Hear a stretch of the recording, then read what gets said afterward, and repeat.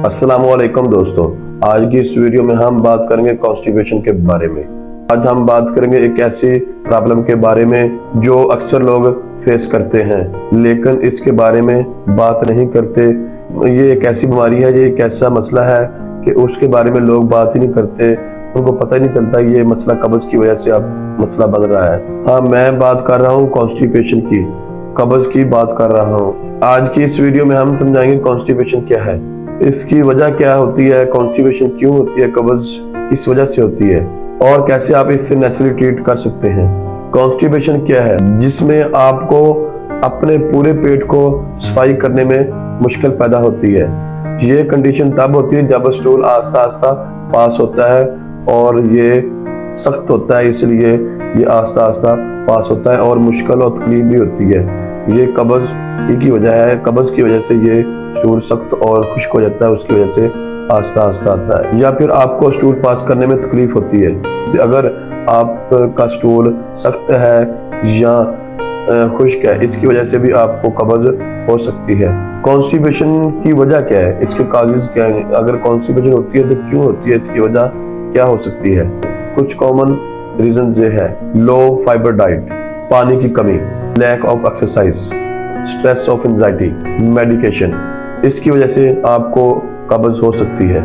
अगर आपकी डाइट में फाइबर की कमी हो तो ये आपको कब्ज का शिकार बना सकती है, इसकी वजह से आपको कब्ज हो सकती है। पानी की कमी, पानी कम पीने से भी आपको कब्ज हो सकती है। अगर आप पानी कम पीते हैं, इसकी वजह से आपका जो स्टूल है वो सख्त और खुश्क हो जाता है। इस वजह से आप जब टॉयलेट जाते हैं तो उससे आप आस्ता आस्ता ये स्टूल पास होता है, इसकी वजह से तकलीफ भी होती है।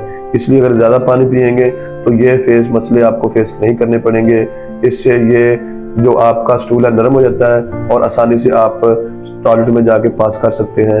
लैक ऑफ एक्सरसाइज की कमी की वजह से भी हो सकती है। स्ट्रेस और एंजाइटी की वजह से भी कब्ज हो सकती है।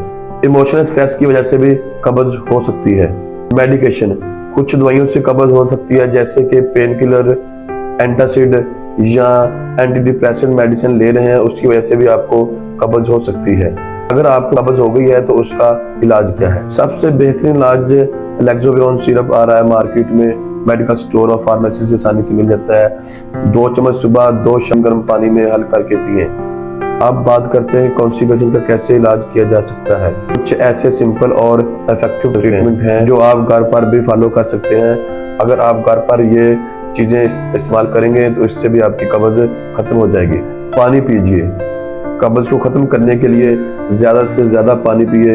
कम से कम 8 से 10 गिलास पानी पीना चाहिए। रेगुलर एक्सरसाइज करनी चाहिए, कम से कम 30 मिनट एक्सरसाइज करनी चाहिए ताकि ये आपका डाइजेशन प्रॉपर काम करेगा, इससे आपको कब्ज नहीं होगी। स्टूल का मसला बन गया है तो फौरन टॉयलेट जाएं ताकि ये सख्त ना हो।